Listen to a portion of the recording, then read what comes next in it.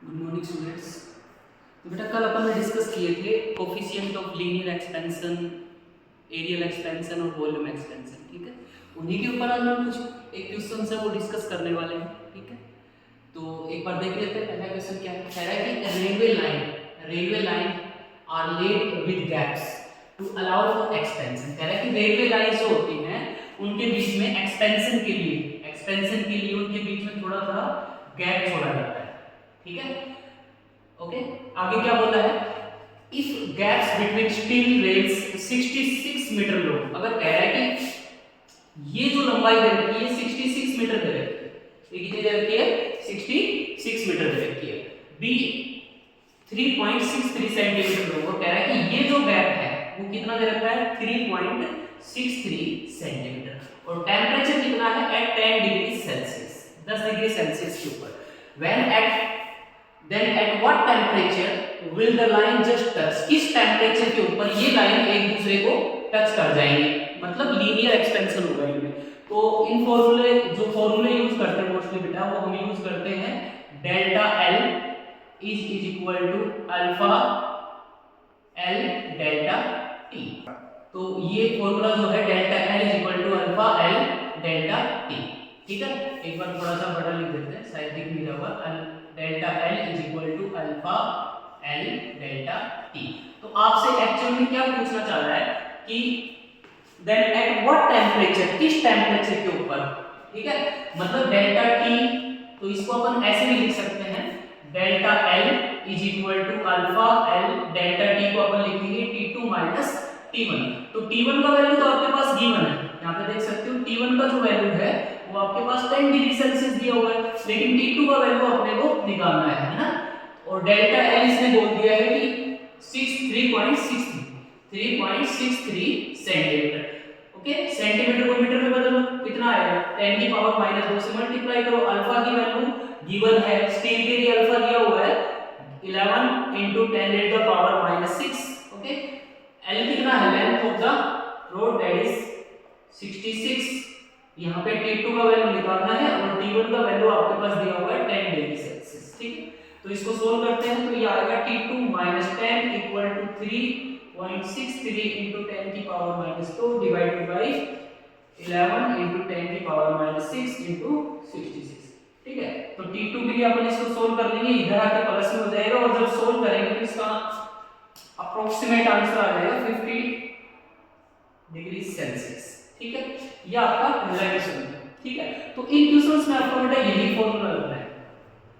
अब दूसरा सवाल देखते हैं। कह रहा है कि a blacksmith fix iron ring on the ring of wooden wheel of a bullock cart। कह रहा है कि वेट, तो अब क्वेश्चन सेकंड है बेटा।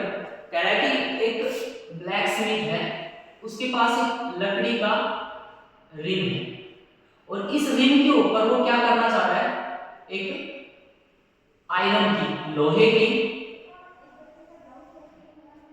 ठीक है, ring of wooden wheel of bull cart, ठीक है, पट्टी चढ़ाना चाहता है इस प्रकार से।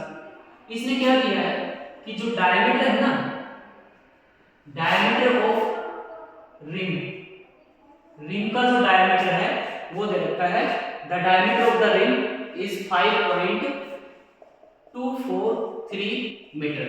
ठीक है, एंड डायमीटर ऑफ, ये जो आपके पास बाहर की जो पट्टी लगी हुई आयरन रिंग की जो पट्टी है वो 5.231 मीटर। ठीक है, और टेम्परेचर दिया हुआ है एट 26 डिग्री सेल्सियस। कह रहा है कि 27 डिग्री सेल्सियस के ऊपर है। To what temperature should the ring be heated, किस, देखो यहाँ पे साफ साफ पता चल रहा है कि जो रिंग का डायमीटर है वो ज्यादा है और जो रिंग है, आयरन की जो रिंग है उसका डायमीटर कम है। तो अपने को क्या करना पड़ेगा, इस आयरन रिंग को जो बाहर वाला पोर्शन है इसको हीट अप करना पड़ेगा, और हीट अप करेंगे तो इसका होगा, इसकी लेंथ में इंक्रीमेंट होगा। और सवाल ये है कि किस टेम्परेचर, इसको T1 मान लो, किस टेम्परेचर तक हीट करें ताकि ये इसके ऊपर एग्जैक्टली क्या हो जाए, फिट हो जाए। ठीक है, तो आपको क्या करना है, देखो बिल्कुल वही तरीका है जो हमने ये अभी किया था, delta L is equal to alpha L delta T. ठीक है, तो डेल्टा एल कितना इंक्रीमेंट करना है वो देख लेते हैं एक बार। तो फॉर्मूला लगाओ डेल्टा एल, एल को क्या लिखो आप, L2 minus L1, L2 minus L1 is equal to alpha original length कितनी है इसकी, L है L1 इनटू डेल्टा टी को लिखो T2 माइनस T1, ठीक है। अब देखो ये जो आपके पास लेंथ बन रही है वो कितनी है, एक्चुअल में लेंथ कितनी है, जब इसको सीधा करेंगे तो आपके पास इसकी लेंथ आएगी 2 पाई r के बराबर, किसके बराबर आएगी, 2 पाई r के बराबर, ठीक है। 2 पाई r इसकी लेंथ है, तो 2 पाई 5.243 माइनस 5.231, ठीक है।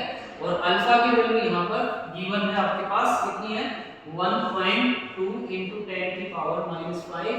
यहाँ से L1 जो था आपके पास कितना है, बढ़ाना ये आयरन की 5.243, ठीक है।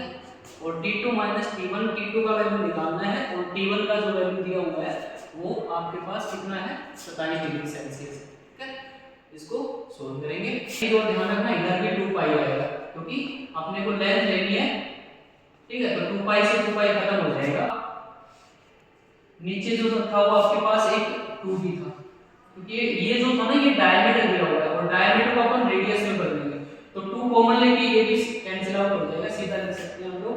यहां से आप लोग सॉल्व कर लेंगे और जो T2 का वैल्यू आएगा अप्रोक्सीमेटली आपके पास आएगा 191, अप्रोक्सीमेट में आएगा 191 डिग्री सेल्सियस, ठीक है।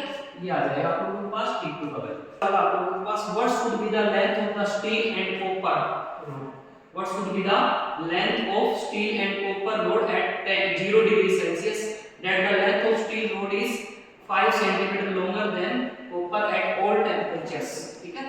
कह रहा है कि हां देखो what should be the length of steel and copper rod at 0 degree celsius, that the length of steel rod is 5 centimeter longer than copper at all temperatures, ठीक है। तो मान लेते हैं let L is length of copper, ठीक है। Copper की जो लेंथ है वो L है, तो स्टील की कितनी हो जाएगी, 5 सेंटीमीटर लॉन्गर है एट ऑल टेंपरेचर्स, ठीक है। तो 5 सेंटीमीटर L प्लस 5 किसकी हो जाएगी, length of steel road, length of steel, ठीक है। अब आगे क्या बोला है इसने कि किस टेंपरेचर के ऊपर, मतलब at length of the rod 5 centimetre longer, हर टेंपरेचर के ऊपर बराबर है, तो हर सेंटीमीटर के बराबर रहेगा। ये वाला फॉर्मूला फिर से लगा सकते हो, डेल्टा L, ठीक है।